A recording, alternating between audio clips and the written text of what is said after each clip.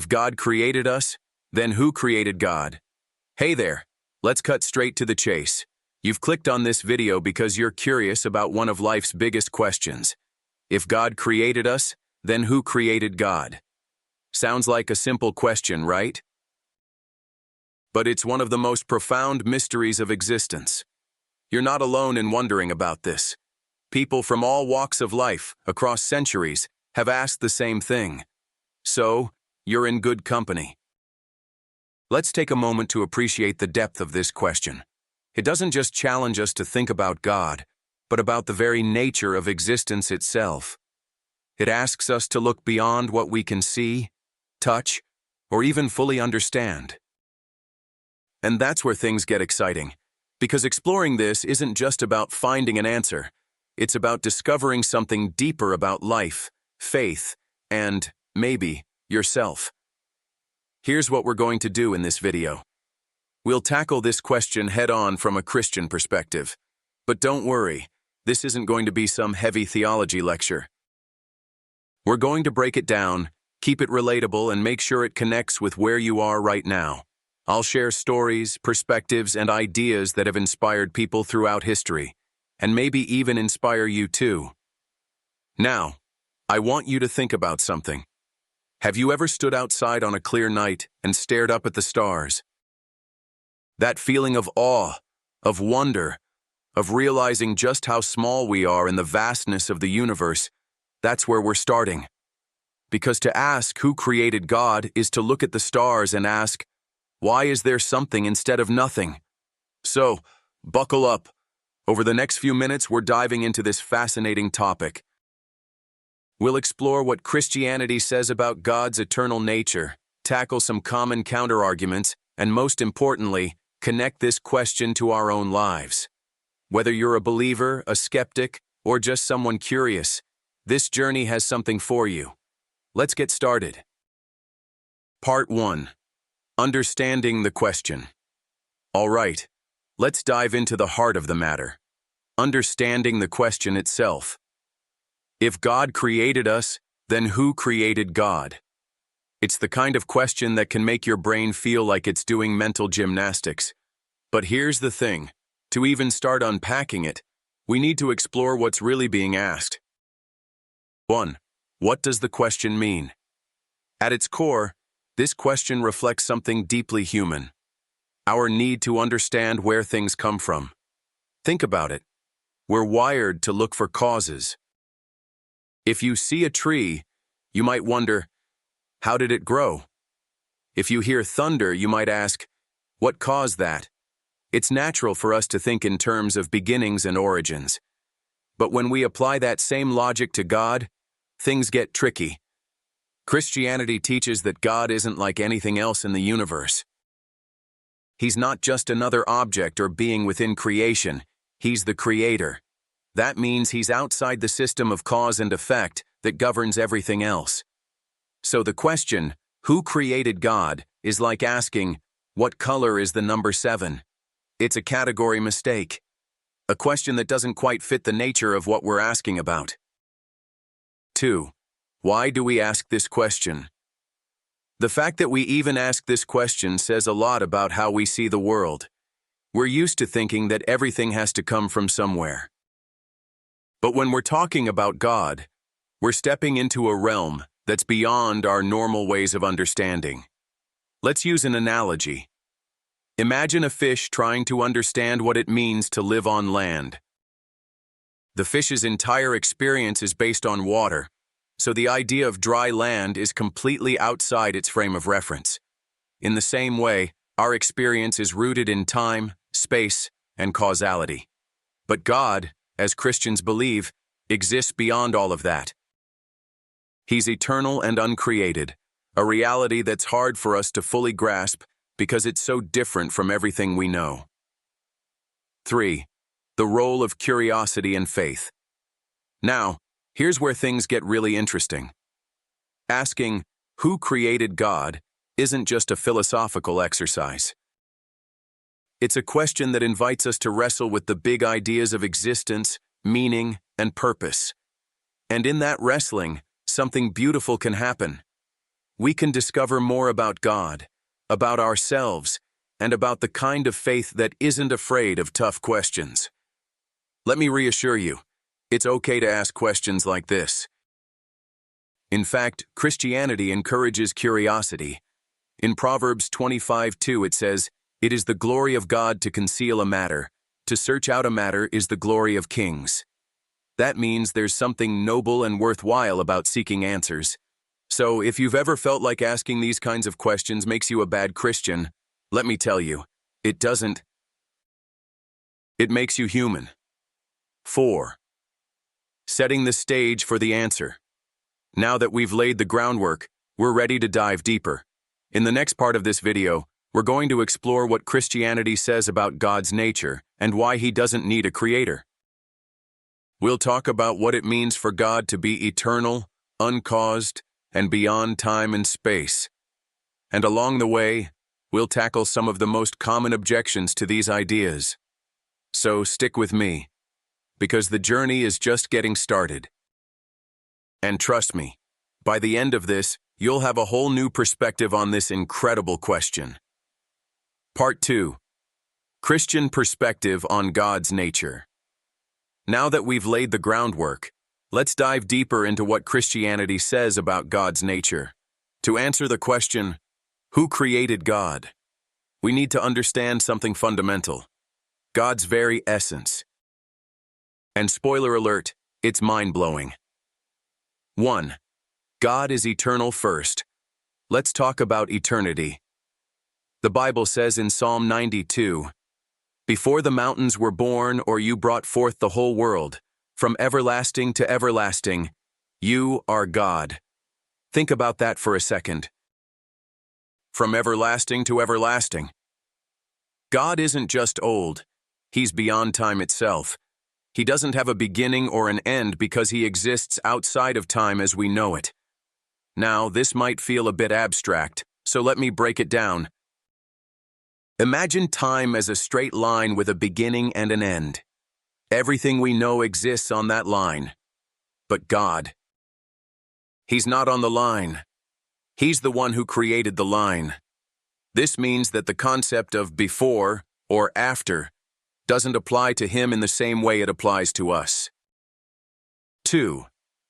God as the uncaused cause. Here's another way to think about it. In philosophy, there's something called the cosmological argument, which says that everything that begins to exist has a cause. If something had a starting point, something else caused it to begin. But, and here's the key, God didn't begin to exist. He's always existed. That's why we call Him the uncaused cause. Let's use an analogy. Imagine a row of dominoes falling. Each domino knocks over the next one, right? But for the dominoes to start falling, there has to be something that pushes the first domino. That something is God. He's the one who starts everything, but nothing starts Him. 3. Biblical evidence. The Bible is full of verses that point to God's eternal nature. In Revelation 22:13, Jesus says, "I am the Alpha and the Omega, the first and the last, the beginning and the end." This isn't just poetic language. It's a profound statement about who God is. He's not bound by time or space. He's the source of everything. 4. Why this matters. So why does it matter that God is eternal and uncaused? Because it shows us that God is fundamentally different from us. He's not just a bigger, smarter version of a human being. He's something entirely other. And that's a good thing. It means we can trust Him to handle things we can't even begin to comprehend. Part 3. Addressing common counterarguments. All right, we've explored what it means for God to be eternal and uncaused. But let's be honest, this is a big idea, and not everyone agrees with it. So, let's take a moment to address some of the most common counterarguments and see how they stack up. 1. Doesn't everything need a cause? One of the most common objections is this: if everything needs a cause, then doesn't God need one too? It's a fair question, but it's based on a misunderstanding. Remember, the key idea here is that not everything needs a cause. Only things that begin to exist need one. Since God didn't begin to exist, he doesn't need a cause. Think of it this way. Imagine a painter creating a masterpiece. The painting needs a creator because it had a beginning. It didn't exist before the painter made it. But the painter doesn't need a creator to explain their existence in the same way, because they're not bound by the rules of the painting. Similarly, God, as the creator, isn't bound by the rules of creation. 2. What about the Big Bang? Another common argument is that the Big Bang explains the origin of the universe, so there's no need for God. But here's the thing. The Big Bang might explain how the universe developed, but it doesn't explain why it exists in the first place. Science can describe the mechanics of the universe, but it can't answer the deeper question of why there's something instead of nothing. That's where God comes in. The Bible and science aren't enemies. They're two different ways of exploring truth. The Bible tells us who created the universe, and science helps us understand how it works. They complement each other beautifully. 3. Isn't believing in God just a cop-out? Some people argue that believing in an uncaused God is just a way to avoid tough questions. But the reality is, belief in God isn't a shortcut. It's a profound acknowledgement of the limits of human understanding. It's saying, I don't have all the answers, but I trust in the one who does. Faith isn't about ignoring questions. It's about embracing mystery. It's about recognizing that some truths are so big, they go beyond what we can fully grasp. And that's okay. In fact, it's awe-inspiring. 4. Why should I care? Finally, some might wonder why any of this matters. Here's why. What we believe about God shapes how we see everything else. If God is eternal, uncaused, and the source of all existence, then life isn't random or meaningless. It's part of a bigger story, a story that includes you. In the end, these counterarguments don't diminish the idea of God. They highlight the wonder of it. They remind us that God is bigger, greater, and more incredible than we can imagine, and that's something worth exploring further. Part 4. Personal and emotional connection. Now that we've tackled the intellectual side of things, let's talk about something just as important, the personal and emotional connection to this question. Because let's face it, faith isn't just about logic and arguments. It's about the heart, the soul, and the way we experience God in our everyday lives. 1. Stories of faith. Let's start with a story. Imagine a man who's faced immense suffering, loss, pain, uncertainty. He wrestles with the big questions of life, including this one. Who created God? But instead of finding a neat, packaged answer, he finds something deeper, a sense of God's presence in the midst of his struggles. This isn't just a hypothetical story. It's the reality for millions of people. Stories like these remind us that faith isn't about having all the answers. It's about finding hope in something greater than ourselves. 2. Relating to your own journey. Let's bring this back to you. Have you ever felt that tug in your heart? The feeling that there's something more to life? Something bigger than what you can see or touch? That's what we're talking about here. This question, who created God, isn't just about philosophy or theology. It's about your journey. It's about the way you see the world and your place in it. 3. Faith beyond understanding. Here's the beautiful thing about faith. It doesn't require you to have everything figured out. In fact, some of the most profound moments of faith happen when we let go of the need to fully understand and simply trust.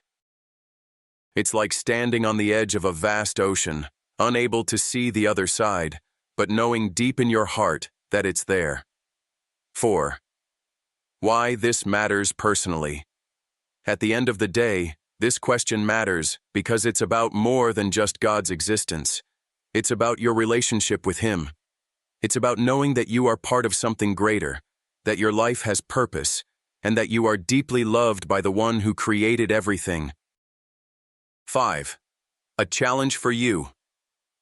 So here's my challenge. Take some time to reflect on this question, not just with your mind, but with your heart. Talk to God, even if you're not sure He's there. Ask Him your questions. Share your doubts, and see what happens. You might be surprised by what you discover. In the next part of this video, we'll wrap things up with some final thoughts and a call to action. But for now, take a moment to let this sink in. Faith isn't about having all the answers. It's about being willing to explore the questions. Part 5. Encouragement to reflect and explore.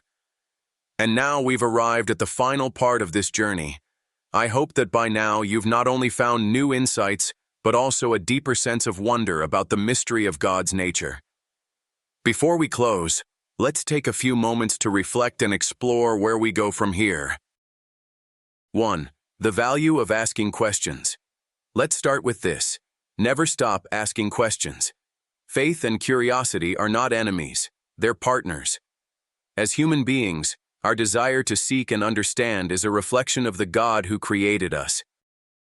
So, whether you're a seasoned believer or someone who's just starting to explore, keep asking. Keep digging. Remember, questions are not a sign of weak faith. They're a sign of an active, growing faith. 2. Practical steps for exploration. If you're ready to dive deeper, here are a few steps you can take. Read the Bible with fresh eyes. Passages like Genesis 1:1, John 1:13, and Colossians 1:16-17 offer incredible insights into the nature of God as Creator. Take your time with them. Pray honestly. Prayer isn't about having the perfect words. It's about being real. Talk to God about your questions, your doubts, and your hopes. Engage with a community. Faith grows in community. Find a local church or a group of believers where you can share your thoughts and learn together. 3. A personal note. Let me share one last thought. God is not afraid of your questions. He welcomes them. He's big enough to handle your doubts, your fears, and even your frustrations. So, whatever you're feeling, bring it to Him. You don't need to have it all figured out to take the next step in your journey. 4. The bigger picture. Ultimately, this question, if God created us, then who created God, is part of a much bigger picture. It's about understanding not just the how of creation, but the why. It's about discovering that the universe is not random, but intentional, and that you are a part of that intention. You were created with love, for a purpose, by a God who is eternal and unchanging. 5. Call to action. So here's my invitation. Take a step. Maybe that step is reading a chapter of the Bible, having a conversation with a friend, or simply taking a walk and reflecting on what you've heard today. Whatever it is, take it. And as you do, remember that you're not alone on this journey. Thank you for joining me in this exploration. If this video has resonated with you, feel free to share it with someone else who might benefit from it.